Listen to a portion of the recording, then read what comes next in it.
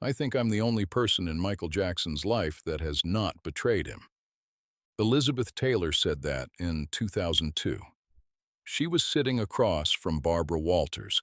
She said it calmly, like a fact. She was right.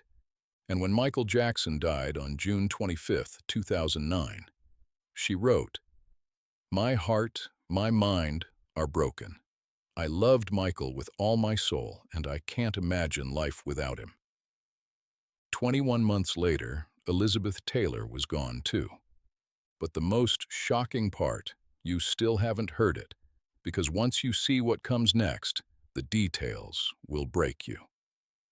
This channel exists for Michael, to make sure his real story is never forgotten. Subscribe, share this, help us keep him alive. Let me take you back to 1984, not to a concert, not to a premiere, to a phone call that almost didn't happen. And that changed everything. Richard Burton had died in August 1984. He was the love of Elizabeth Taylor's life, the man she had married twice, the man whose absence had left a specific kind of silence in her world that nothing else had been able to fill. 6 months after his death, she was still finding her footing in a world that no longer contained him. And then Michael Jackson called. He had invited her to see one of the final dates of his Victory Tour in Los Angeles. She had come. And then she had left early, not because of him, not because of the music, but because the box he had arranged for her had a poor view. She couldn't see the stage properly. She couldn't hear the music the way it deserved to be heard. So she left. Michael Jackson found out, and he called her, almost in tears, to ask why. She explained, the seating, the visibility, nothing to do with him. And he, the most famous entertainer on earth, a man who had been performing since he was 5 years old, a man who had sold more records than almost anyone in history, exhaled with relief and kept talking. That phone call lasted 3 hours, and now everything changed. What happened in those 3 hours is not fully documented.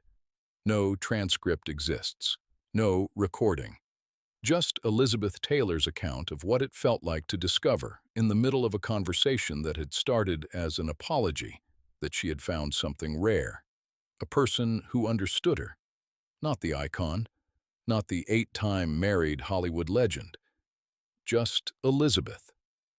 She said later, "Then we met and spent more and more time with each other and just became really good friends, told each other everything. Told each other everything." That phrase, so simple, so specific, tells you what this friendship actually was. Not a celebrity alliance, not a strategic pairing of famous names. Two people who had found in each other someone they could actually talk to. But the most shocking part, you still haven't heard it. To understand why this friendship was so specific, so irreplaceable, you have to understand what Michael Jackson and Elizabeth Taylor had in common, and what it had cost them both. Elizabeth Taylor made her screen debut at age 10. By 12, she was a star. By 15, a columnist had declared her the most beautiful woman in the world. She did not choose this. She was delivered into it by the decisions of adults around her, by a mother who managed her career with ferocious dedication, by a studio system that saw in her face something they could sell to the world. Michael Jackson performed his first professional concert at age 5. By 8, he was a household name. By 11, he had a #1 single. He did not choose this either. He was delivered into it by a father who conducted rehearsals with a belt in hand, who punished mistakes, who looked at his most gifted child and saw not a son, but an instrument. Neither of them had a childhood, not a real one, not the kind that belongs to children, unstructured, unperformed, unobserved. They had grown up entirely in public, entirely in the service of what other people needed from them, entirely without the ordinary experience of simply existing without consequence. Elizabeth Taylor had said it plainly. They had no childhood to speak of and went through the loneliness of that. That loneliness is not the kind that fills an empty room. It is the kind that fills an overflowing one. The loneliness of being surrounded by people who want things from you, your time, your talent, your image, your presence, and of understanding from the inside that none of that wanting is the same as being known. Michael Jackson had said it too. I can probably count my real friends on one hand.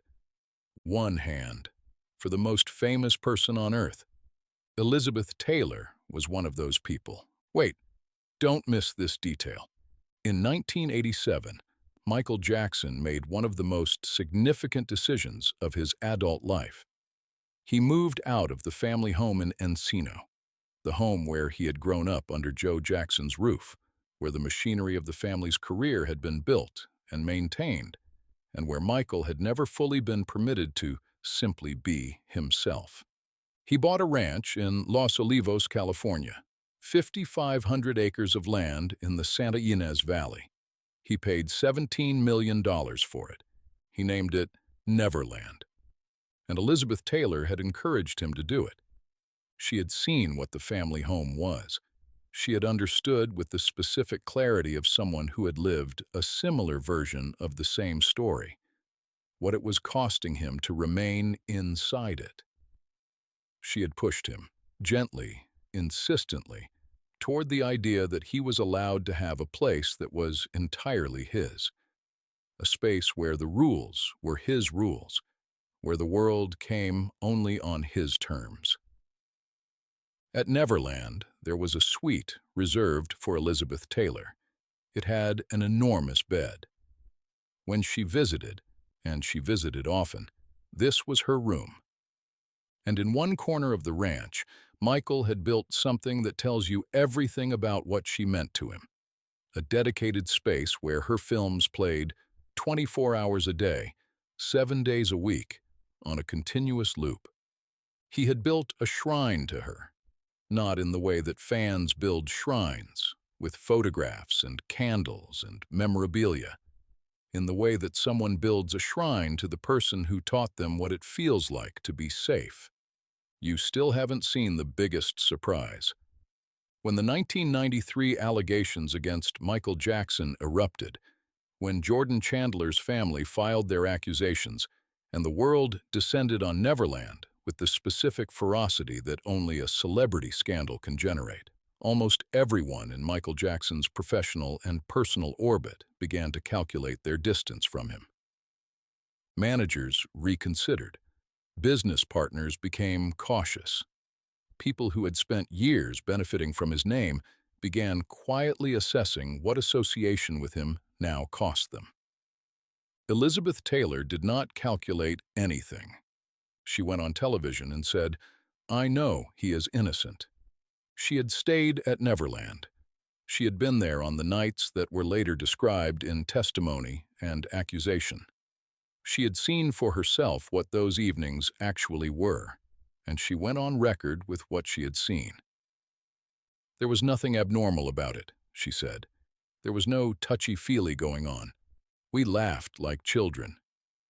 We laughed like children. That is Elizabeth Taylor describing Michael Jackson's Neverland, not as a predator's den, not as the elaborate grooming operation his accusers described, but as a place where two adults who had never been allowed to be children sat with actual children and did the ordinary things that children do. She said later, "I hope they all eat crow." She was talking about everyone who had already decided, everyone who had taken the accusations as verdict before any jury had been convened. Everyone who had looked at Michael Jackson and seen what they expected to see rather than what was actually there. I can't believe this either. But keep watching. Michael Jackson talked about Elizabeth Taylor with a specific tenderness that he reserved for almost nobody else.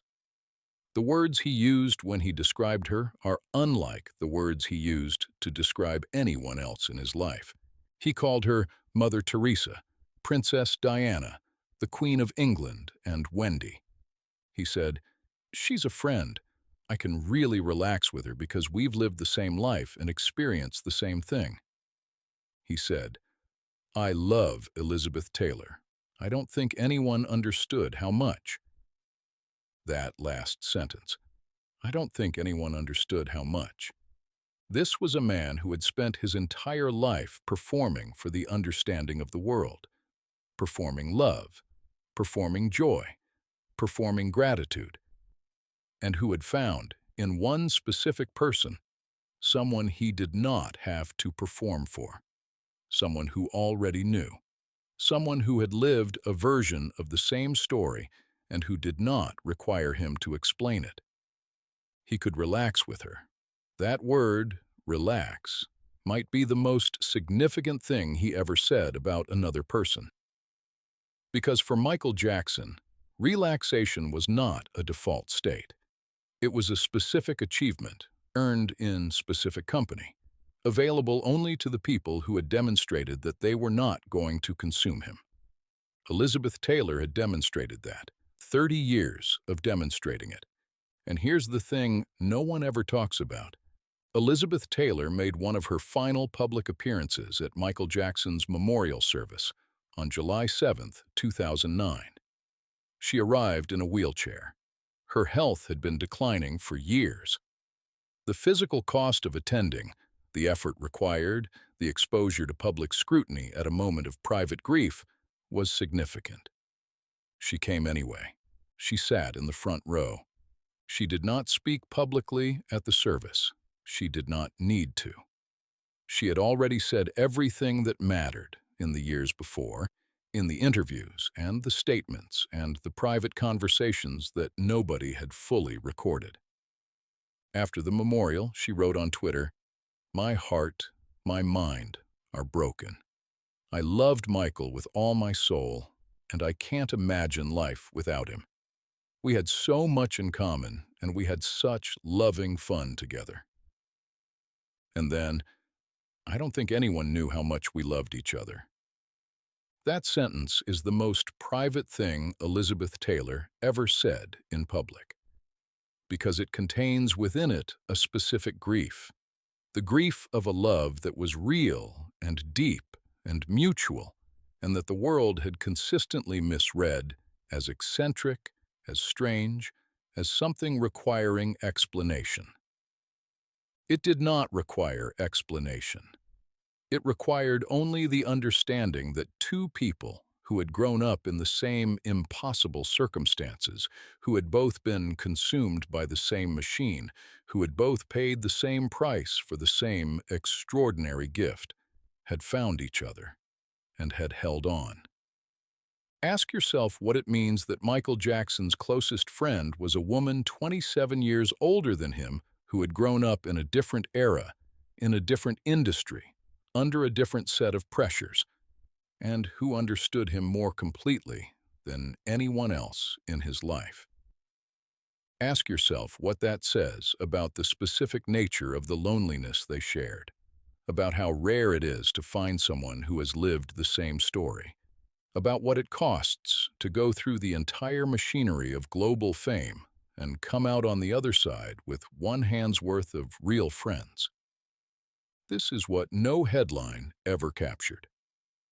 Elizabeth Taylor died on March 23, 2011, 21 months after Michael Jackson. She was 79 years old. She had been declining since his death. Her health, which had always been fragile, had not fully recovered from the grief of losing him. Whether that grief contributed to her death is not something that can be measured. But the people who knew her have said that something left with Michael, that the specific quality of her engagement with the world, the energy, the fight, the refusal to be diminished, was quieter after June 25, 2009. They are buried in different places. He is at Forest Lawn Memorial Park in Glendale. She is at Forest Lawn Memorial Park in Glendale, the same cemetery. Two children who never had a childhood, who found each other in the middle of the most public lives imaginable, who held on for 30 years through everything the world threw at them, and who ended up, finally, in the same quiet place. Michael Jackson said he could count his real friends on one hand. Elizabeth Taylor was one of them. She was the one who never left. She was the one who said, "I think I'm the only person in his life that has not betrayed him." She was right, and now you know why. There is a specific detail about their friendship that almost nobody discusses, and it changes the way you understand everything else. Michael Jackson was known for giving extraordinary gifts: jewelry, cars, experiences, the kind of generosity that comes from someone who has more money than they know how to translate into ordinary human connection, and who tries to bridge that gap through the physical weight of what they give. He gave Elizabeth Taylor a 17-carat diamond ring, a diamond bracelet, diamond necklaces, ruby-encrusted watches. But there was one incident with a necklace that tells you something specific about who he was and who she was in the private spaces of their friendship. Michael had given Elizabeth a necklace. It was not his to give. At some point, he realized this. Perhaps it had been borrowed. Perhaps it belonged to someone else in a complicated arrangement that only made sense inside the world he inhabited. He needed it back. He did not call her himself. He had one of his lawyers call her. Elizabeth Taylor was furious. Not about giving the necklace back. She understood that. She was furious that he had sent a lawyer, that he had created a formal distance between himself and an awkward moment. That instead of picking up the phone and saying, "I'm embarrassed and I need a favor," he had hidden behind the machinery of his professional life. She told him this. And this is the thing about Elizabeth Taylor that made her irreplaceable to Michael Jackson. She told him the truth, not the managed version, not the version that protected his feelings or preserved the relationship at the cost of honesty. The actual truth delivered with the specific directness of someone who had decided, long ago, that real friendship meant not performing. She was probably the only person in his life who regularly told him the truth. Ask yourself what it means to be Michael Jackson, surrounded by managers and lawyers and publicists, and yes men and people whose income depends on your continued good mood. And to have one person who will call you out when you send a lawyer to do something you should have done yourself. That is not a small thing. That is everything. Now, everything you have seen so far means nothing, because the story of Elizabeth Taylor and Michael Jackson is not just a story about friendship. It is a story about what happens when two people who have been consumed by the same machine find each other, and what they protect in each other that the machine cannot reach. Michael Jackson performed for the world. He had been performing since he was 5 years old. By the time he met Elizabeth Taylor, he had been performing for 25 years without interruption. The performance was so complete, so practiced, so thoroughly integrated into every public appearance that the question of where the performance ended and the person began had become genuinely difficult to answer. Elizabeth Taylor had the same problem. She had been performing since she was 10. By the time she was 15, the world had already decided who she was, the most beautiful woman alive, the violet-eyed goddess, the Hollywood legend. She had spent 60 years of her life managing the gap between that image and the actual person who lived inside it. They recognized each other, not the icons, the people. and what they built between them in phone calls and visits to Neverland and birthday celebrations and quiet evenings that nobody wrote about because nothing happened that was worth a headline, was a space where neither of them had to perform. I can't believe this either. But keep watching. Michael Jackson spoke publicly about loneliness throughout his life. It was one of the few things he talked about without performance, without the practiced charm or the calculated vulnerability that characterized most of his interviews. When he talked about loneliness, he meant it. You could hear it. He said once that if it weren't for children, he would choose death. He said once that he could count his real friends on one hand. He said once that the loneliest moment of his life was standing on stage in front of 200,000 people. All of these things are true simultaneously, and Elizabeth Taylor understood all of them, not because someone had explained them to her, but because she had lived versions of the same thing. She had been married 8 times, 8 attempts to find, in the formal architecture of commitment, the thing that she was actually looking for, which was not a husband, but a witness. Someone who would see her clearly and stay anyway. Michael Jackson never married for love. He married Debbie Rowe so he could have children. The thing he said kept him from choosing death.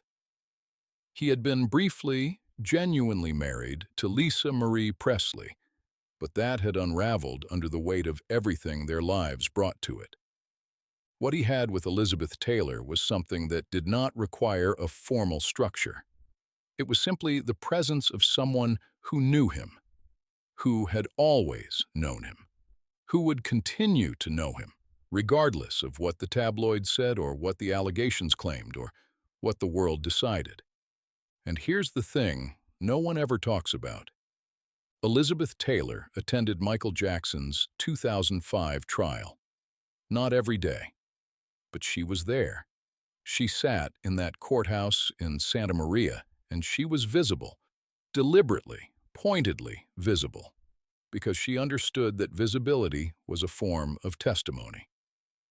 That her presence communicated something that no legal brief could communicate, that she had been in his life, had seen what his life actually was, and had found nothing there that required her to leave. The jury acquitted Michael Jackson on all 14 counts on June 13, 2005. Elizabeth Taylor was not surprised. She had told people for years what she believed. She had said in 1993 that she hoped everyone who had accused him would eat crow. She had said in 2002 that she was the only person in his life who had not betrayed him. She had watched the trial and waited for the world to catch up to what she already knew. When it did, when the not guilty verdicts were read 14 times in that courtroom, something that had been wrong for 12 years was partially corrected. Not fully.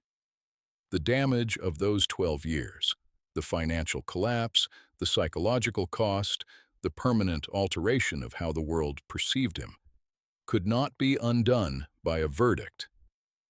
But the verdict was real, and Elizabeth Taylor had never doubted it would come. This is what no headline ever captured. After Michael Jackson died, Elizabeth Taylor did not move on. She did not process the grief and return to her previous life. She could not, because the previous life had contained Michael Jackson, and the version of herself that existed in his company, the version that could relax, that could tell the truth, that could be known, was not fully available to her without him. She said, "My life feels so empty." She said, "I don't think anyone knew how much we loved each other." She said, "I always will be grieving for Michael." These are not the words of someone performing grief for a famous friend. These are the words of someone who has lost the specific person who saw them clearly, the irreplaceable one, the one you counted on one hand. She made it 21 months without him. On March 23, 2011, Elizabeth Taylor died of congestive heart failure at Cedars-Sinai Medical Center in Los Angeles. She was 79 years old. She is buried at Forest Lawn Memorial Park in Glendale, California. Michael Jackson is buried at Forest Lawn Memorial Park in Glendale, California. The same cemetery, different sections, but the same quiet hillside in the same city where they had both spent their careers, made their music and their films, built their lives and their legends and their friendship. Two children who never had a childhood. Two icons who found, in each other, the one person they didn't have to perform for. 30 years of phone calls and visits and truth-telling and diamond necklaces and Neverland suites and Elizabeth Taylor films playing on a loop in a corner of a ranch that was built, in part, because she told him he was allowed to have a place of his own. Michael Jackson said he could count his real friends on one hand. Elizabeth Taylor was one of them. She was the one who never left. She was the one who said, "I think I'm the only person in his life that has not betrayed him." And she carried that truth all the way to the end. Both of them did.